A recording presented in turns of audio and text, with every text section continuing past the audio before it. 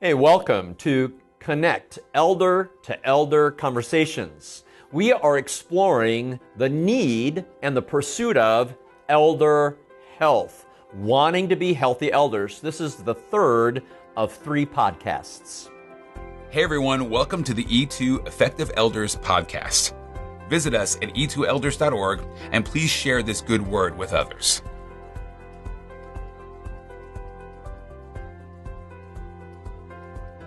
Hey, welcome to Connect Elder to Elder Conversations, and how grateful we are to CDF Capital, Church Development Fund, for making this possible. They are a longtime strategic partner of E2 Effective Elders, and we are grateful to CDF. I'm also grateful to Pete Brown. Pete is a brother in Christ, a friend. He's a fellow elder. He's at Ben Davis Christian Church on the west side of Indianapolis. So one elder is having a conversation with another elder about how we as elders can lead all the more effectively. And Pete also is the founder of Ash Interactive, a marketing firm that is a great help to E2. Pete, welcome today. Oh, thanks for having me back again, Gary. I appreciate it. It's a pleasure. A pleasure indeed. Yeah, well, we are, I'm sad to say, sort of wrapping up our 3-part series today on the 3 A's of being a healthy elder.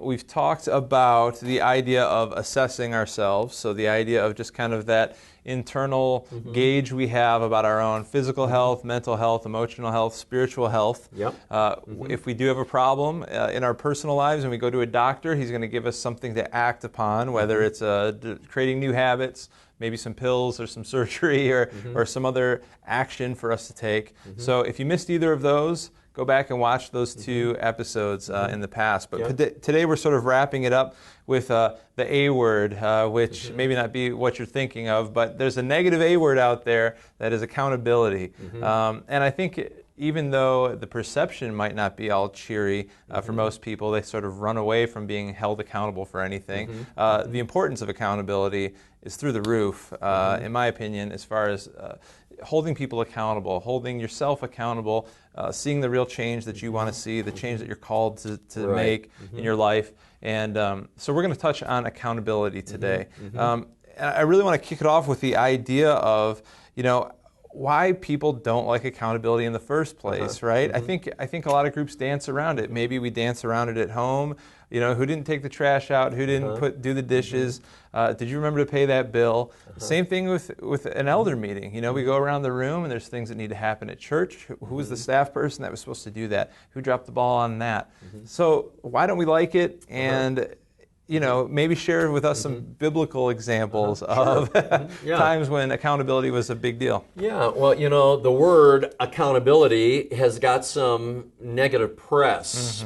People don't like to be held accountable. And just some thoughts on that. We're living in an era where people are rebelling against authority. We can see that with regard to the government. People rebel against authority in school systems, rebel against authority of police, what's happening across the country. Well, it's even true within our inner spirit. We don't like to be held accountable. Why? Because nobody's going to tell me what to do. Right. And then if we add another complicating layer to that, we've just had 25 years of young people being raised where everybody gets an A in school. Right. How dare you tell me that I'm not measuring up? Yep. So right now we're in a turmoil in our culture where people don't like somebody speaking into your life to get better. Yeah. So to me, that's part of the issue why accountability has gotten a very bad rap in the thinking of people. Yeah, and very much, it's just part of the culture of pointing fingers, and it's never my fault, and it's somebody else did that to me. And we transfer responsibility to somebody else. And, that transference, it goes all the way back to the opening moments of creation. When God appears in the Garden of Eden, and he holds Adam accountable. Adam, where are you, dude? Yeah. And Adam goes, she gave me the fruit. Right. She handed it to me. See, he's transferring responsibility. When God was saying to Adam, don't touch that tree now. Yep. You stay away from that tree. So Yeah, looking for loopholes, right? looking for a loophole.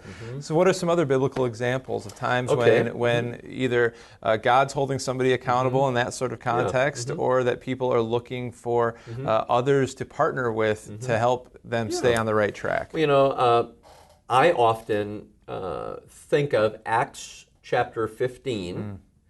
This is when Paul and Barnabas, they leave Antioch and they're going to Jerusalem. And in Jerusalem, they're going to meet with the apostles and elders. It says that many times in the text. And they're going to go there to have a conversation about what's going on back in Antioch. But as soon as they arrive in town and they meet with the apostles and elders, verse 4, this is very important. In verse 4, it says they reported to them all that they had been doing. Well, that's accountability. Yeah. The church back in Acts chapter 11 sent Barnabas to Antioch. And they said, hey, go do ministry in Antioch. Well, once he got there, Barnabas saw all that God was doing in and among the people. Then he went to Tarsus, got Paul, and brought Paul over to Antioch, and the two of them did ministry for over a year. Yeah. And in Acts chapter 11, it says in verse 26, the disciples were first called Christians in Antioch. So there's great work is going on, and why is it? Because Barnabas was a missionary to Antioch, and with that missionary thought, he's going back to Jerusalem, and he's reporting in to the apostles and elders all that he had been doing. See, that's a spirit of accountability. Yeah. Reporting in. There are other instances of that in Scripture where people reported in. When Jesus sent the disciples, he trained them 2 by 2, and he sends the 70 out 2 by 2. Yep. What happens? They get back from their road trip, and in the Gospel of Mark, it describes of how they reported in to Jesus and told him all that was accomplished on their road trip. You see, accountability is scriptural. Even in the story of Job, chapter 1, chapter 2, Satan goes into the presence of God both times, and God says, where have you been, boy? What you been up to? You know? He's holding Satan accountable. What have you been up to? So accountability is very biblical. It's rooted in the Word of God. It's good to be held accountable. Yeah. And so as we think about this with our own elder team, every team's different, every person's different. How are we sort of setting up those relationships, of partnering with people? Is it pairs? How are we keeping ourselves accountable, but with a team or with a, again, with another brother on our eldership? Yeah, well, I'd recommend a couple of possibilities. So in Proverbs chapter 27, verse 17, it says, as iron sharpens iron, so one man sharpens another. All right? So it could be that two brothers, in the Bible we see a Moses and a Joshua, an Elijah and an Elisha. We see a Paul and a Timothy.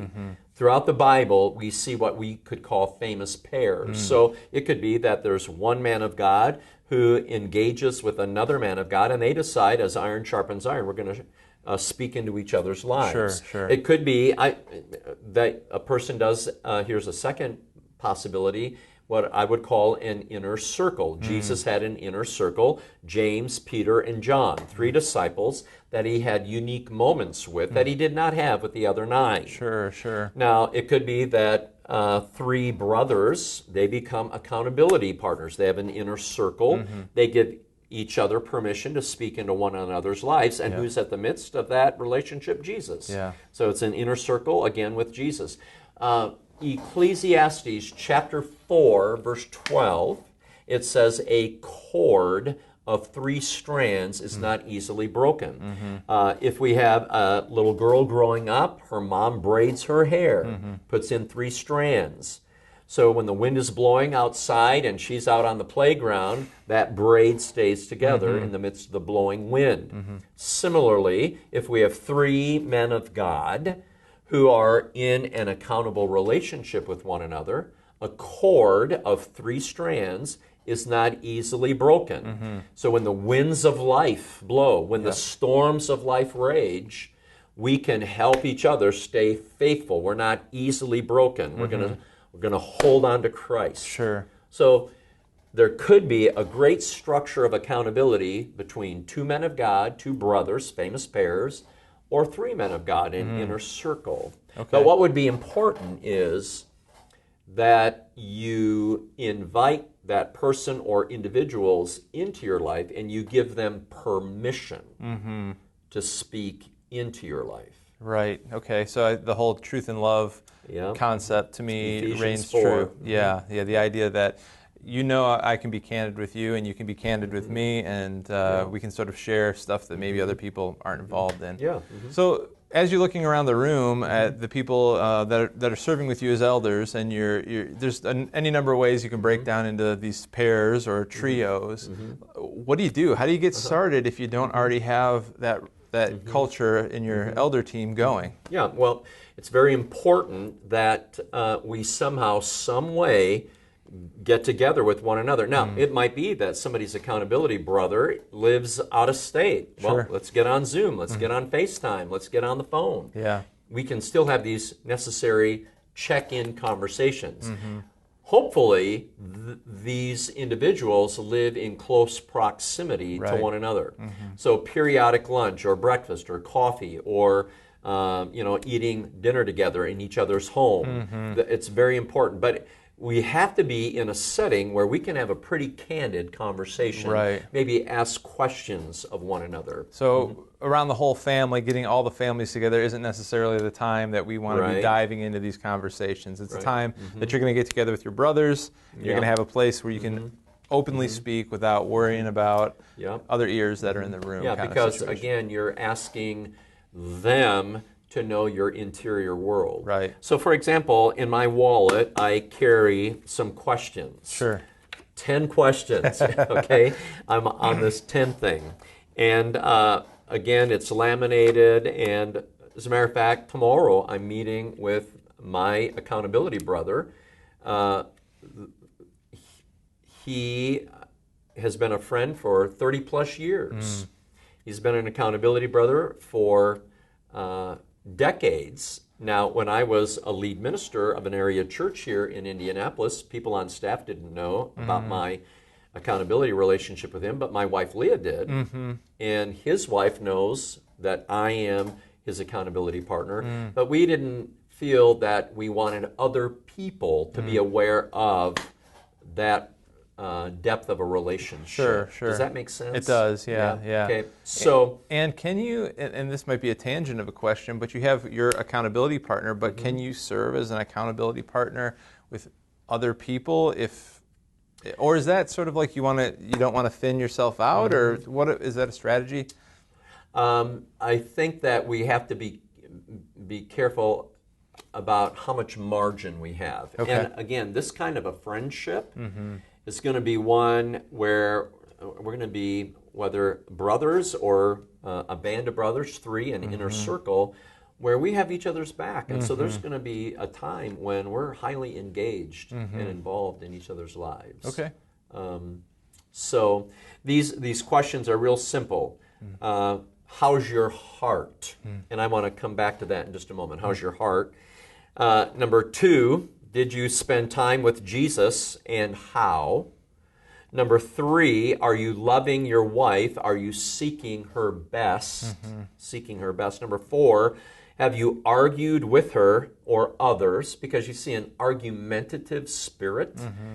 It's again an indication something's not right within us. Number 5, are you emotionally tempted? And number 6, how are you disciplining your eyes sexually? We live in a highly sexualized culture.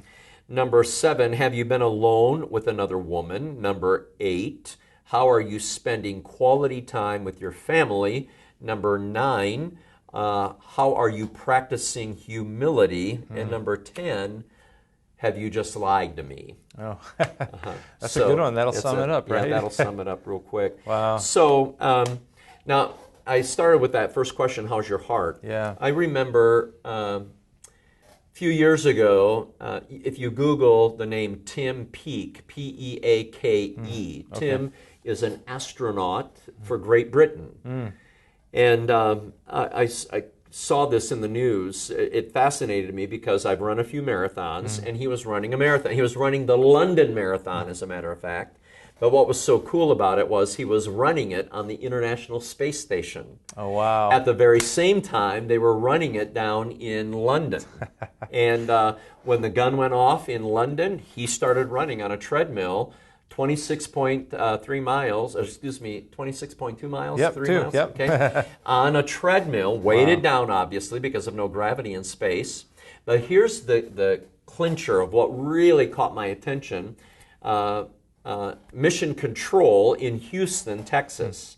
They kept speaking to him over the radio, asking the astronaut, Tim Peake, this question: how's your heart?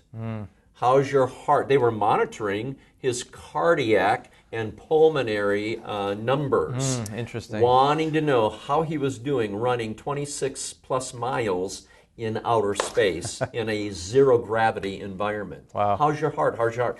And when I was reading that article, I got to think, what a great question.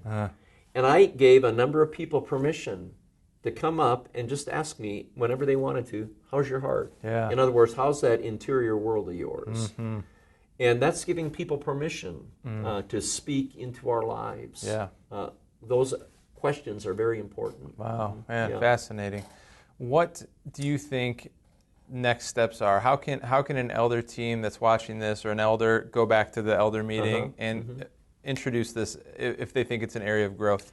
Well, this is pretty huge in the thinking of E2, Effective Elders. We've even written a book called The Healthy Elder, Vital Signs of a Strong Leader. This is one of our best sellers. We've done conferences based on this short little brief book. It's the concept, it's the discipline that this book introduces. I have to be healthy if our elder team is going to be healthy, if we're going to have a healthy church. And so how you go back to the team is you just say, hey, I want to make sure that this is one of our talking points at our next meeting. How are we pursuing health, but also how are we protecting that health? Because what we have to understand and remember, we're at war, and I'm not talking about with Iran, China, Russia, whomever. I'm talking about war with the real enemy. Ephesians 6, verse 12, Paul says, your enemy is not flesh and blood, but the rulers, the authorities, the powers of this dark world, the spiritual forces of evil in the heavenly realms. Peter says, your enemy, the devil, prowls around like a roaring lion, seeking whom he may devour, 1 Peter 5:8. Jesus says, John 10:10, the thief has come to kill, steal, destroy. We're at war with a very formidable enemy. And here's what's so important. If you think about the Pentagon, it's the office that houses all of our military leadership. So here we have 24,000 or so people in the Pentagon, and we have the highest ranking generals and admirals, the nation's military leaders. We know from our military intelligence that the Pentagon is called Ground Zero.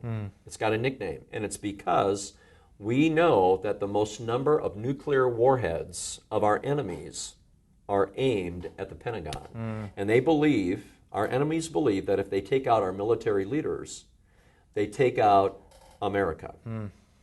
The evil one knows that if he can get an elder in a church, his marriage, his family, if he can get that elder team, every greater likelihood of taking out that entire church. Sure. And so that's why this is so important. An elder's health is of critical importance to the mission of the bride of Christ. Yeah. And so my challenge will always be AAA, assess my individual health, act on it, on whatever that assessment is, and ask somebody to hold me accountable. Yeah. And if we can multiply that to every elder on that elder team, and then every church pursue that, it's going to be a new day. Yeah, absolutely. Well, Gary, this has been an awesome series. I know that I've got a lot to take back to my team, a lot to ponder on myself, and frankly, a lot to bring up even with accountability brothers that are out there. So, And what I just appreciated, what you just said, Pete just said he's going to share this. Would you share this, please? If you are watching or listening to this podcast, would you share it with somebody, whether on your elder team, on your church staff team, at another church? Would you please forward it so that it can be a blessing to others? Please.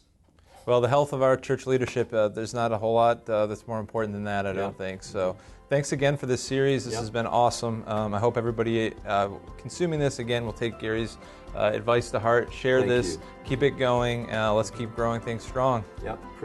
Thank you. Yeah.